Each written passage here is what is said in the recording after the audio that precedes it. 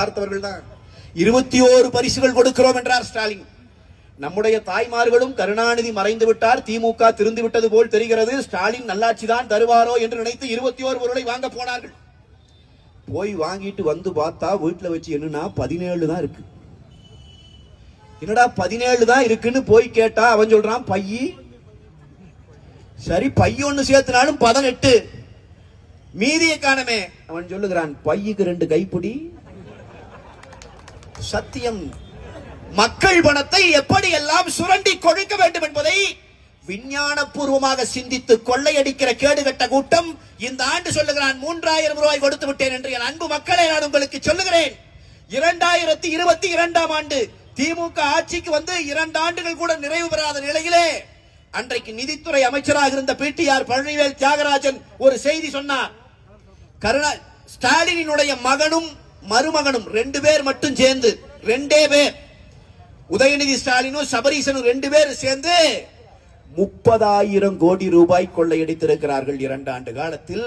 இந்த 30,000 கோடியை எங்கே கொண்டு போய் முதலீடு செய்வது என்று தெரியாமல் திணறிக் கொண்டிருக்கிறார்கள். பேசின ஆடியோ வெளியே வந்து எல்லாரும் கேட்டீங்கல்ல, நாம் எல்லாரும் கேட்டோம். தலைவர் இங்கிலீஷ்லயும் தமிழ்லயும் மாறி மாறி அடிச்சுட்டு இருப்பார் அந்த ஆடியோல. எத்தனை கோடி? 30,000 கோடி. என் அன்பு மக்களுக்கு நான் சொல்லுகிறேன், நான் எல்லா கூட்டத்திலும் இதை சொல்றது உண்டு, உங்களுக்கும் நான் இதை விளக்கணுங்கிறதுக்காக சொல்றேன்.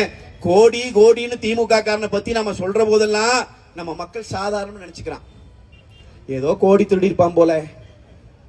ஏன்னா நமக்கு கோடின்னு நமக்கு தெரிஞ்ச கோடி தெருக்கோடி தான் தெரியும் இல்லைங்களா? நாம கோடி எங்க போய் கண்டோம்?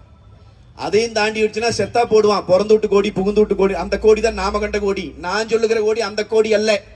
காஞ்சிபுரத்தில் நின்று சொல்லுகிறேன், அது காம கோடியும் அல்ல. அந்த கோடி எந்த கோடி தெரியுமா? 100 லட்சம் சேர்ந்தால் 1 கோடி.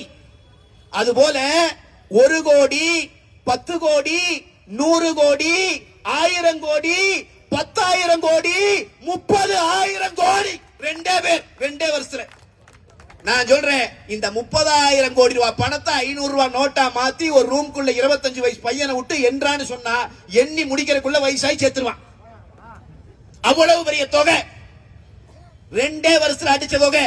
அந்த தொகையில கிள்ளி போட்டிருந்தா இந்த 3,000க்கு பதிலாக 30,000 கொடுத்திருக்கலாம்டா ஒவ்வொரு குடும்பத்திற்கும். அதுதான்டா தமிழ்நாட்டின் நிதர்சனம். எந்த அளவுக்கு ஏமாத்துறான் பாருங்க. இப்ப சொல்றா, இப்ப நான் உங்களுக்கு பொங்கலுக்கு கொடுத்துட்டேன், நமக்கு தான் இப்படி பாமர மக்களை ஏமாத்துறான்னு பார்த்தா, படிச்சு பணியில் இருக்கிற ஆசிரியர்கள், அரசு ஊழியர்கள், அவங்க எல்லாம் கிராஜுவேட் அரசு ஊழியர்கள், அவர்களே ஏமாத்திட்டானே.